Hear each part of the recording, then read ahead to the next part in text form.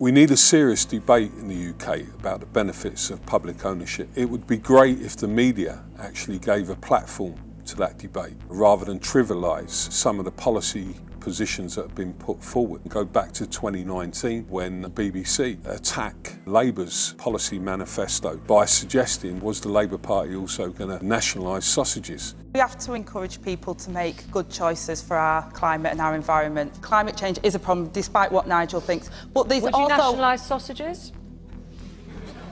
No.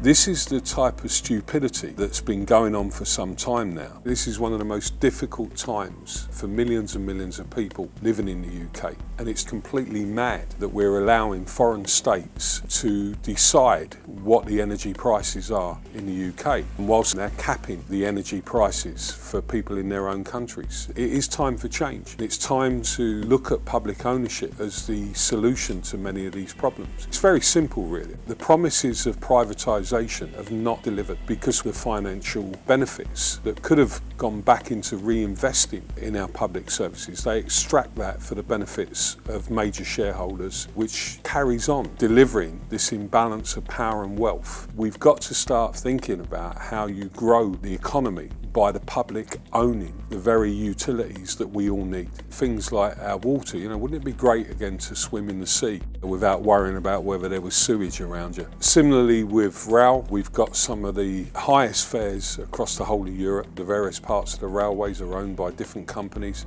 There's no coordination. The infrastructure is falling apart because there's been no serious investment, because every company that has a bit of the pie is looking to maximise their profits out of that rather than build the infrastructure that you need.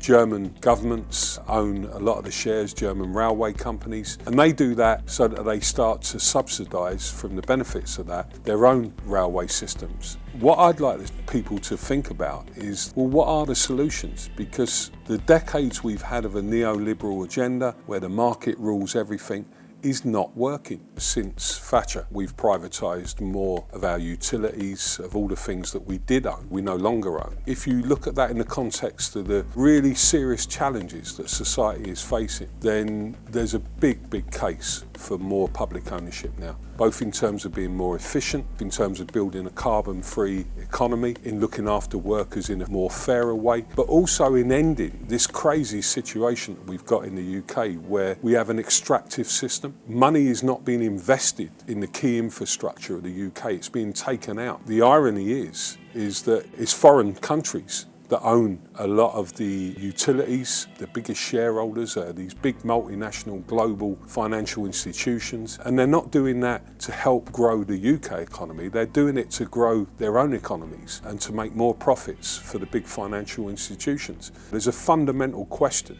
that we have to address in the UK today, and I think we have to remember we owned these things. They were there because they're the services that we all need. So it really is time to seriously look at bringing those things back into public ownership. That's how you really take back control.